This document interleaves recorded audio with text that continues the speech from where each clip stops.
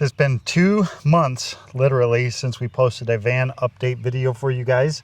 Today we're about to change all that. Our lack of videos does not mean we haven't been busy working on the van. So before we get started on today's project, we're going to kind of catch you guys up a little bit on everything that we've been working on for the last 2 months, which has been a lot. Mm-hmm. So there was a couple things that we mentioned in our last video that have now been addressed. One of them was the steering on the van.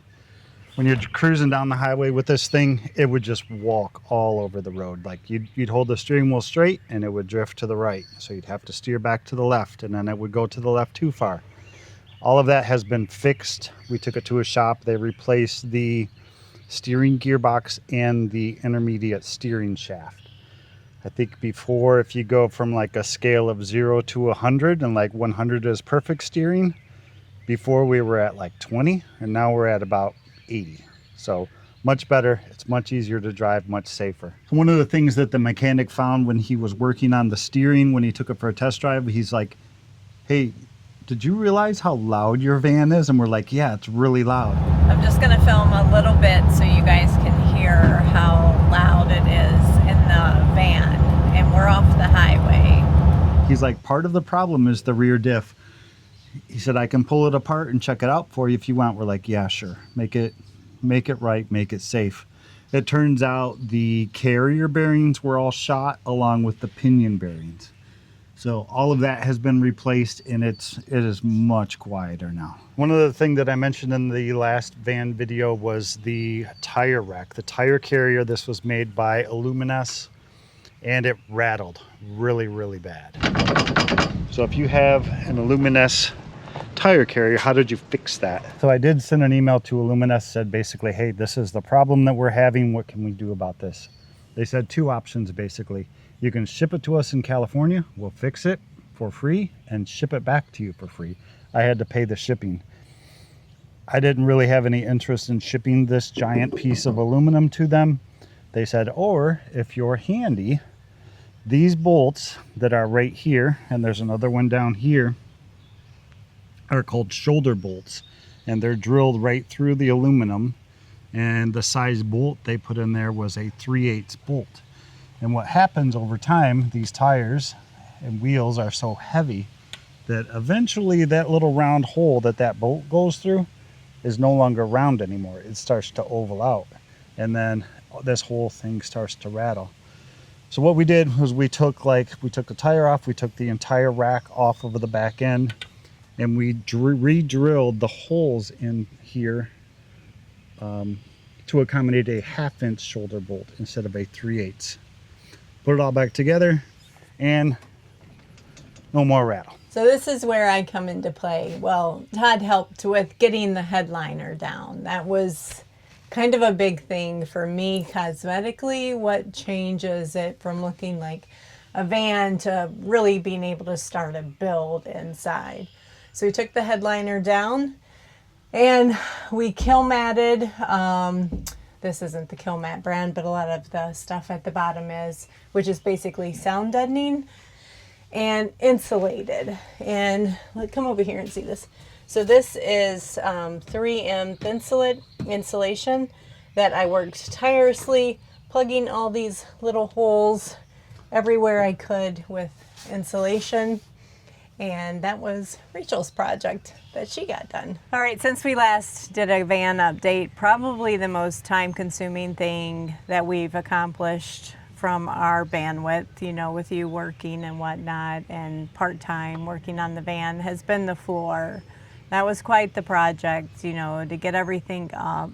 And I don't remember what all we did, but you can tell them all the bits and pieces. But the floor was a multiple stage process. Yeah, we were very fortunate in that we didn't have a whole lot of rust to deal with in our van. This van lived most of its life in California, so there's like 0 rust to deal with.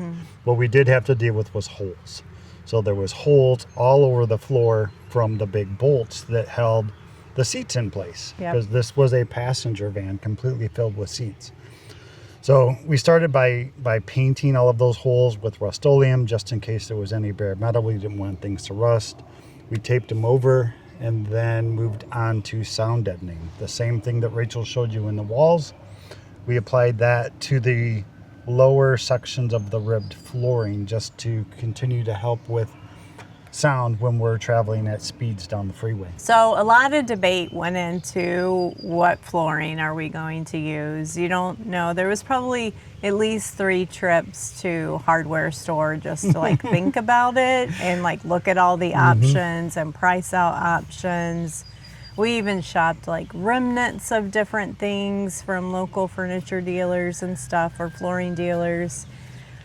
And eventually we both had a really funny marriage conversation before we went the last time and picked up our flooring. Like, okay, let's just agree to be like super mature about this, because his vision and my vision were completely different. Yeah.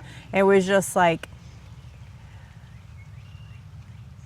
let's handle our choice discussions, hearing each other out and listening without any judgment. So that whole, if you see the reel going around, we listen, we don't judge, so we listen, we don't judge. So there's probably 0 straight about the inside of a Ford Econoline van. We started by making a scribe out of a little small piece of stick, drilled some holes in it that you could stick a Sharpie through, and use that to trace the outside non-straight contours of the van onto our plywood flooring.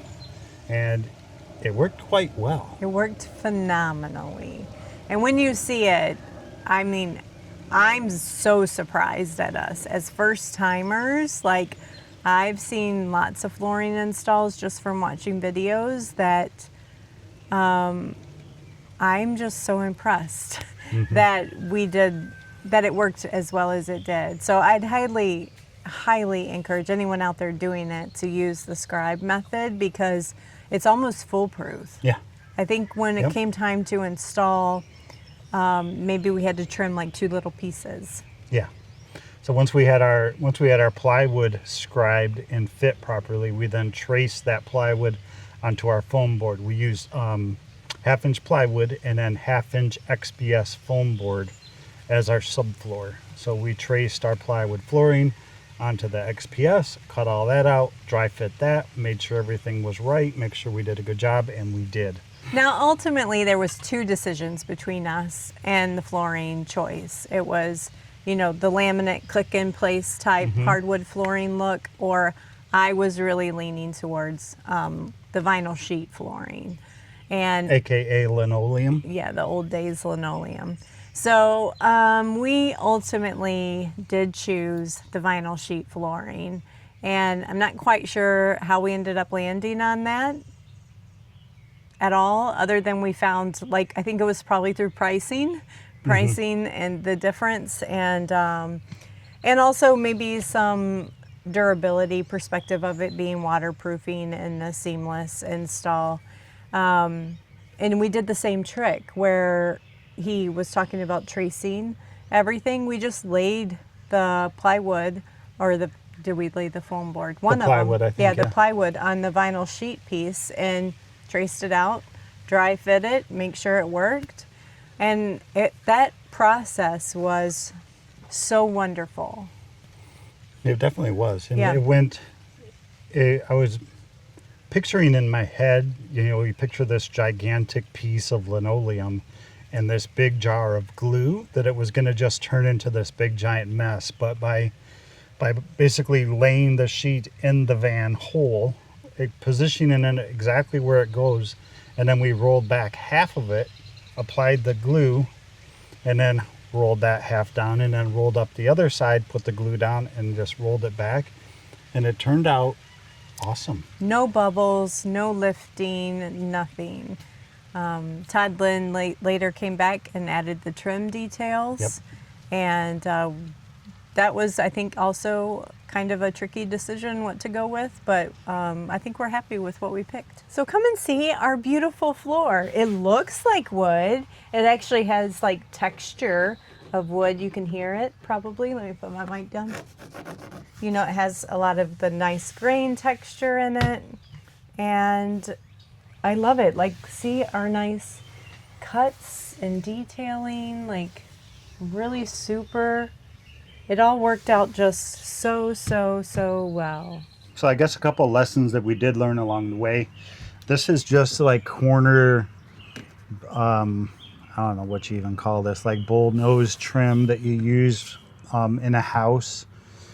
And the nails that they make for this stuff are 1.25 inches long. They're all 1.25 inches long no matter what you try to do. And they're like spiral shank ones so that they don't ever come out.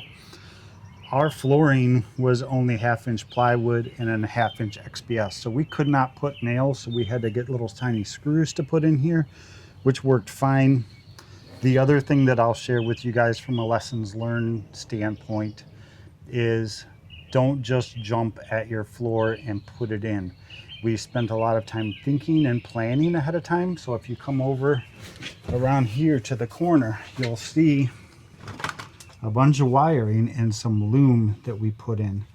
Now this wiring runs through a groove that we cut in that XPS foam down here over to this side of the van. And I think there's three or four sets of wires that we ran across.